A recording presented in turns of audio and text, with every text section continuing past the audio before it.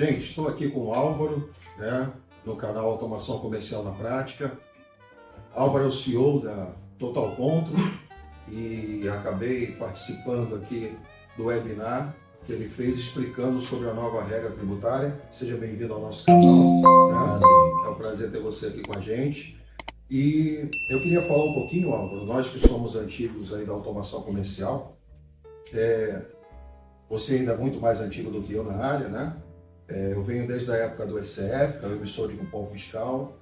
Depois imprimia uma via para o cliente, a outra via ficava na segunda bobina, né? Dentro da impressora, ela tinha que ficar guardada por 5 anos. Aí tivemos a evolução da MFD, memória fita detalhe, então surgiram as impressoras térmicas e as mesmas gravavam na memória dela o que seria a fita detalhe, né? Sim. E também tinha que ficar armazenado. E geravam também os arquivos que eram enviados para o contador. Para o contador, exatamente. Então, dentro desse período, né, a gente se deparou com uma grande mudança, um grande boom, principalmente no estado do Rio de Janeiro, acabou pegando fortemente São Paulo, né? E eu pude participar também, e foi o PAF-SF. Foi uma mudança radical, né, no comportamento de regência fiscal para o uso do SF, né, e tudo mais. Porém, muitos desacreditavam que isso realmente não fosse acontecer. Por que eu estou lembrando desse passado? Com base no webinar que eu participei aqui contigo, que eu vou até colocar no canal, né? Te agradeço por disponibilizar para a gente. Mas será que nós vamos ter essa postergação da nova regra tributária, como foi com o PAF-SF, que ia entrar no ano, acabou não sendo, depois foi para o outro ano? Qual é a sua análise com relação a essa mudança, que ao meu ver é uma mudança grotesca, né? Porque cada estado, cada região tem a sua regra tributária e agora nós vamos ter uma unificação, né? Isso vai mexer com o Brasil como um todo. E dentro das mudanças que você está vendo, por exemplo, hoje mesmo no webinar você mostrou que teve uma inclusão de informações em algumas tabelas tributárias ou exclusões de alguns itens, e assim a gente está vendo acontecer quase que diariamente, até a data da sua publicação oficial e validação. Então eu queria te perguntar o seguinte: nós como comércio varejista, como é que a gente pode dar crédito que essa mudança realmente vai acontecer, se vai acontecer nas datas que realmente estão sendo citadas, e qual é o termômetro que você tem da credibilidade dessa mudança com relação ao cenário que a gente tem hoje da regra tributária no Brasil? Então, boa tarde, pessoal. O que acontece? Desde a época do PAF-SF, quando o PAF-SF começou a ser estruturado, já havia uma preocupação do fisco com o recolhimento dos impostos. Aquilo que era facultativo, que não era muito bem controlado, começou a criar. Me lembro na época, inclusive, que quando montaram o servidor, ou começou a especulação de que a Secretaria de Fazenda tinha montado um servidor que eles chamavam de Arpia, né, que era um mega supercomputador que faria a integração de dados e tal. Na realidade, aquilo foi meio fictício. O fisco veio se preparando, veio criando instrumentos para começar a ter um controle maior sobre a circulação de mercadorias e serviços no país. O PAF-SF foi o início disso, né? Os estados assumiram, Ceará e São Paulo depois partiram para o SAT, que já era um equipamento ligado diretamente à Secretaria de Fazenda, então toda a venda era enviada diretamente para o Cefaz, não precisava ter o envio do XML. Hoje as pessoas trabalham em contingência, enviam o XML, depois o contador faz a apuração do XML, recolhe o imposto, ou seja, essa figura do contador ela ainda vai permanecer. Só que hoje, aquilo tudo que era um comprovante de venda para se tornar depois um meio de pagamento de tributos, deixou de ser. Hoje a nota fiscal é a confissão de dívida. Uhum. Ali já vai estar destacado que você deve X, que você vai ter que pagar o que está na nota. Se a nota foi emitida erradamente, você já está declarando ali o que você está pagando. Só que assim, você me perguntou se há possibilidade, se vai acontecer ou não vai acontecer. Não, já aconteceu. O que ainda está muito na fase assim confusa é que eles ainda estão finalizando a lei, novos decretos estão sendo criados, eles estão verificando, olha, isso daqui a gente vai ter que mudar, nossa tributação ficou errada, tira, acrescenta essa outra, né? O imposto seletivo. O imposto seletivo já foi criado. Vocês só estão definindo agora o que vai estar incorporado no imposto seletivo. A gente já sabe, cigarro, são produtos nocivos ao ser humano e à natureza. Então, produtos açucarados, refrigerantes, bala, cigarro, combustível, gás de cozinha, isso tudo vai ser extremamente onerado. O imposto pode chegar a 250%, como é o caso do cigarro, 38% no caso de bebida, 36% para bebidas açucaradas. Isso vai acontecer. Só que o que acontece? Para as empresas de lucro real muito presumido, a partir de janeiro é uma obrigatoriedade. Já tem que destacar na nota, o fisco vai estar cobrando um imposto muito pequeno, 6 para o IBS, que é o imposto estadual municipal, e 0,9 para a federação. Mas esse imposto, olhando a tabela de projeção, até 2030 o IBS deve chegar a 18%, 17 ponto alguma coisa, o CBS vai chegar a 28%, o IS, que vai substituir o IPI, vai chegar a 250%. Então, ou seja, a carga tributária vai subir.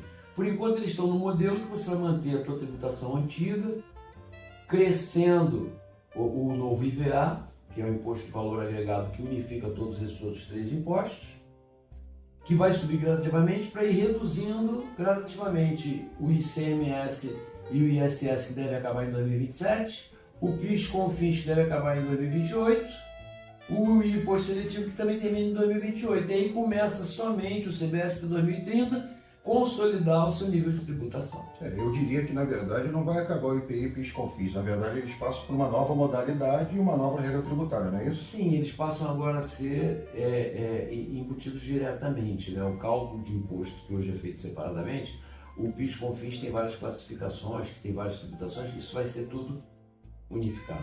Teve algo que eu não vi no webinar, apesar de ter sido muito esclarecedor, que naquele caso de quem tem restaurantes ou quem tem um comércio em que ele aplica uma cortesia, os produtos estão ali com a sua tributação, né? O governo ele não participa solidariamente de alguém que dê cortesia.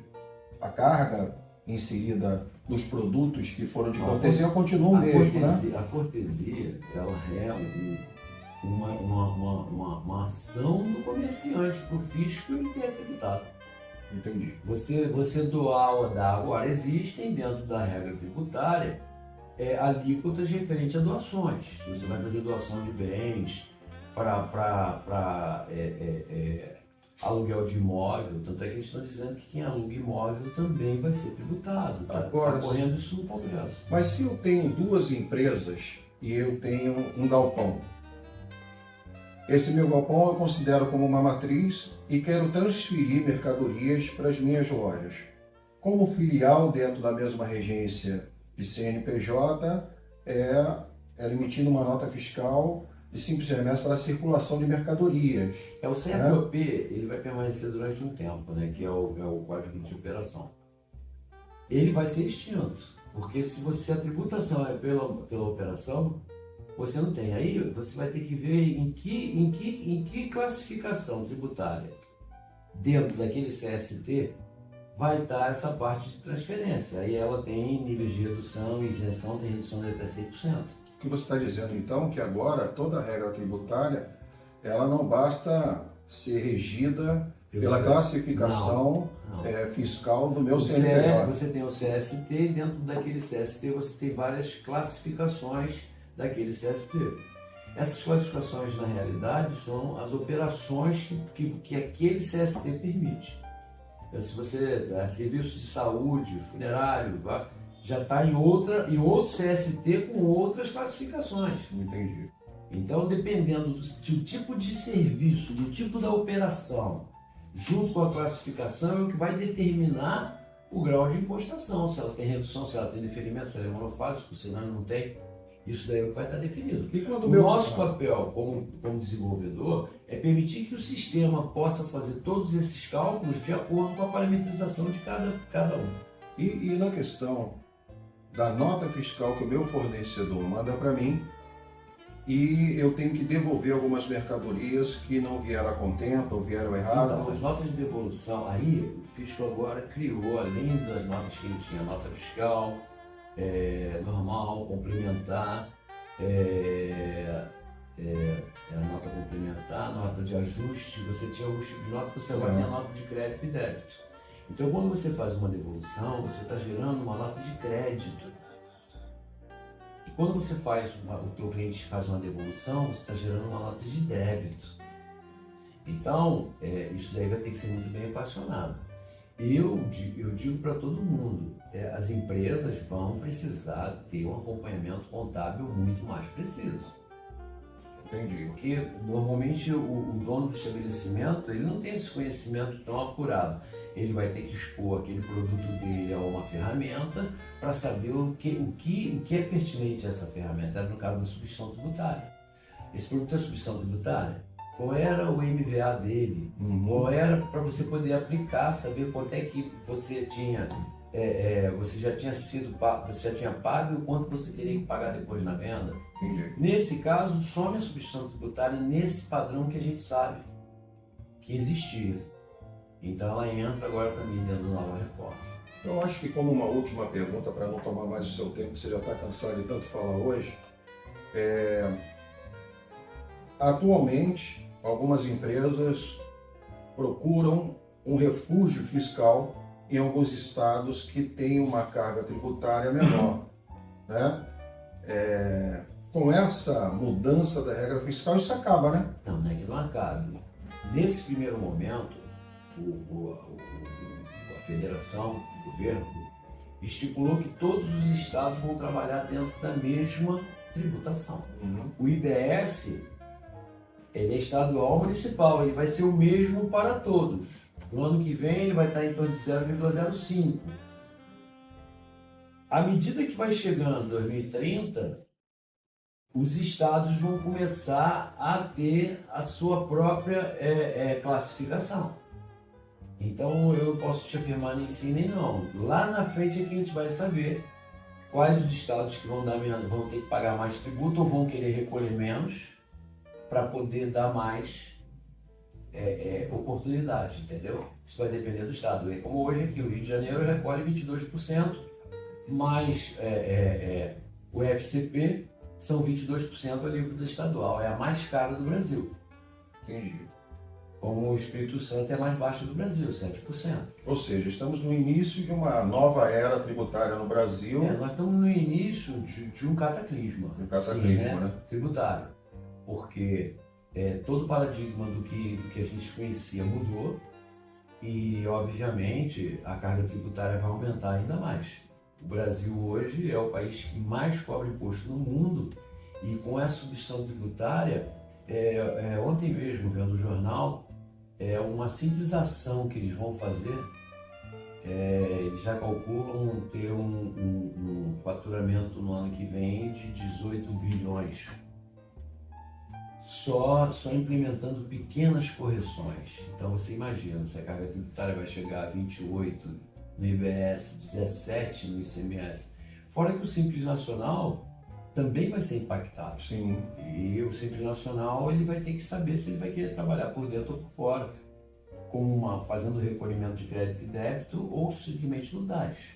Mas com certeza a área de serviço vai ser a área mais afetada tributalmente. Então eu acho que, assim, pelo que eu tenho visto no mercado varejista, Álvaro, visitando várias empresas, conversando com vários empresários, eles nunca se importaram muito para o conceito cadastro de produtos / regra tributária. Colocava lá isento para tudo e seja lá o que Deus quiser, porque eu estou no Simples.